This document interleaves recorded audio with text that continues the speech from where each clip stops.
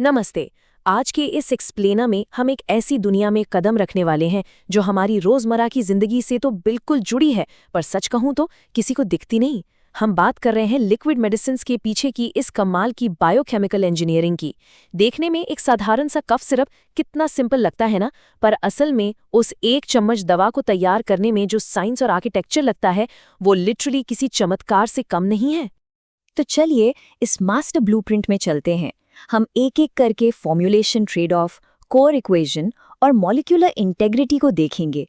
फिर बात करेंगे इनसॉल्युबिलिटी को हराने की, फाइनल क्लासिफिकेशंस की और एंड में फॉर्म्यूलेटर्स पाथवे की। मतलब एक बेसिक प्रॉब्लम से लेकर उस फाइनल दवा तक का पूरा सफर। शुरुआत करते हैं हमारे पहले पड़ाव से, द फॉर्मुलेशन ट्रेड ऑफ।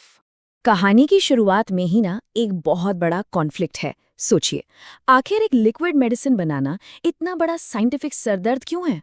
दरअसल यहाँ एक बहुत ही क्रूशियल ट्रेड ऑफ है। एक तरफ है कन्वीनियंस, हम सब चाहते हैं दवा लेनी आसान हो, खासकर बच्चों या बुजुर्गों के लिए।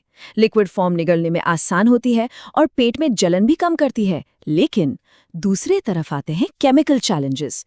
लिक्विड्स इनहेरेंटली काफी अनस्टेबल होते हैं, उनकी शेल्फ लाइफ कम होती है और उनमें बैक्टीरिया और माइक्रोब्स के आने का खतरा बहुत ज्यादा होता है। और बस यहीं से शुरू होता है ये नाजुक बैलेंसिंग एक्ट। एक तरफ कन्वीनियंस का पलड़ा है और दूसरी तरफ दवा की स्टेबिलिटी। इस पूरे एक्सप्लेनर का मकसद ही इस टेंशन को समझना और इस बैलेंस को आसान भाषा में डिकोड करना है। आगे बढ़ते हैं सेक्शन 2 की तरफ, इनसाइड द कोर इक्वेशन। अगर दवा की बोतल को डीकंस्ट्रक्ट किया जाए ना, तो इन स्टेबिलिटी चैलेंजेस को सॉल्व करने के लिए कुछ बहुत ही फंडामेंटल बिल्डिंग ब्लॉक्स निकल कर आते हैं। इस इक्वेशन में सबसे मेन है एपीआई, एक्टिव फार्मास्यूटिकल इंग्रेडिएंट, इसे दी इंजन समझ लीजिए। फिर आता है सॉल्वेंट, जिसे हम द मीडियम कहते हैं, जिसमें दवा घुलती है। और तीसरा सबसे जरूरी हिस्सा है एक्सिपिएंट्स। ये एक मजबूत सपोर्ट मैट्रिक्स का काम करते हैं। इन एक्सिपिएंट्स को ना बिल्कुल एक फॉर्मुलेटर के कंस्ट्रक्शन टूल किट की तरह सोचिए। अपने आप में इनकी कोई डायरेक्ट मेडिकल वैल्यू नहीं होती, लेकिन इनको प्योरली दवा को बल्क, स्टेबिलिटी और टेस्ट देने के लिए इंजीनियर किया जाता है।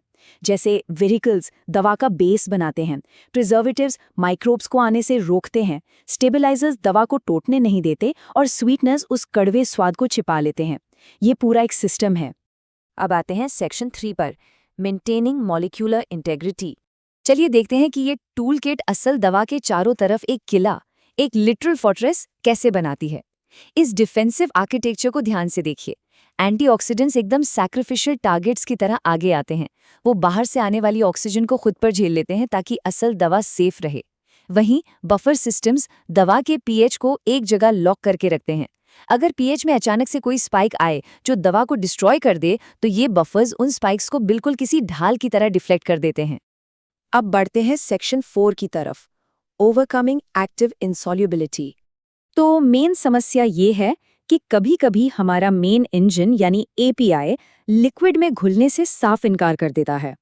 अब इस बॉस लेवल हर्डल को क्रॉस करने के लिए फॉर्मुलेटर्स बहुत ही ब्रिलियंट केमिकल ट्रिक्स यूज करते हैं, जैसे पीएच को जरा सा एडजस्ट करना, प्रोपिलिन ग्लाइकॉल जैसे को-सॉल्वेंट्स का सहारा लेना, या फिर एक प्रोसेस जिसे कॉम्प्लेक्सेशन कहते हैं, जहां अलग-अलग मॉलिक्यूल्स को एक साथ चिपका दिया जाता है ताकि वो आसानी से घुलने वाली एक सिंगल एंटिटी बन जाएं।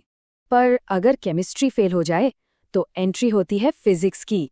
एक बड़े पार्टिकल को मैकेनिकली तोड़कर छोटे-छोटे हिस्सों में बांट दिया जाता है। इससे होता ये है कि सरफेस एरिया एक्सपोनेंशियली बढ़ जाता है। मतलब बिना किसी केमिकल बदलाव के दवा के घुलने की स्पीड रातों रात बढ़ जाती है। ये ट्रिक सच में एक मास्टर स्ट्रोक है। आगे बढ़ते हैं सेक्शन 5 पर, फाइनल स्टेट क्लासिफिकेशंस।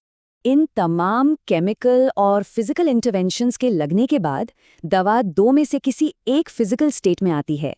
जब पूरी इंजीनियरिंग एकदम परफेक्टली काम कर जाए और दवा पूरी तरह सॉल्वेंट में घुल जाए, तो एक क्लियर यूनिफॉर्म सॉल्यूशन तैयार होता है। इसे साइंटिफिक भाषा में मोनोफेजिक लिक्विड कहते हैं।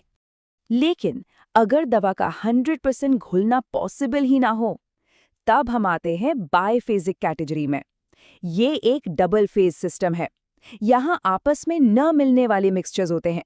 एपीआई पूरी तरह घुलने के बजाय मीडियम के अंदर बस सस्पेंडेड रहता है। और इस बाइफेजिक दुनिया के अंदर भी 2 अलग टाइप्स आते हैं। एक होती हैं सस्पेंशंस, जहां ठोस पार्टिकल्स लिक्विड में डिस्ट्रीब्यूट होते हैं, और दूसरी होती हैं इमल्जन्स, जहां दो आपस में ना मिलने वाले लिक्विड्स जैसे तेल और पानी को फोर्स करके एक मिक्स्ड स्टेट में बंद करके रखा जाता है। आखिर में आते हैं हमारे आखिरी पड़ाव, सेक्शन 6, द फॉर्म्यूलेटर्स पाथवे।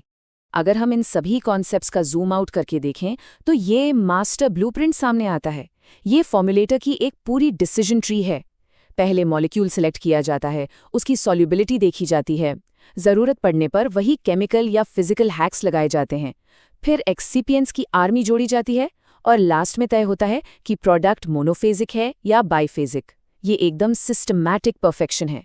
तो इस पूरे एक्सप्लेनर के बाद बस एक आखिरी सवाल, अगली बार जब बोतल से वो 1 चम्मच दवा बाहर आएगी तो क्या वहां सिर्फ एक साधारण सा रंग बिरंगा लिक्विड नजर आएगा, या फिर वो अदृश्य आर्किटेक्चर ध्यान आएगा, वो इनविजिबल शील्ड्स, वो सैक्रिफिशियल एंटीऑक्सीडेंट्स और वो एक्सपोनेंशियली इंजीनियर किए गए पार्टिकल्स? हमारी हर रोज की कन्वीनियंस के पीछे छिपी इस कमाल की इंजीनियरिंग को समझना सच में अपने आप में एक बेहतरीन डिस्कवरी है।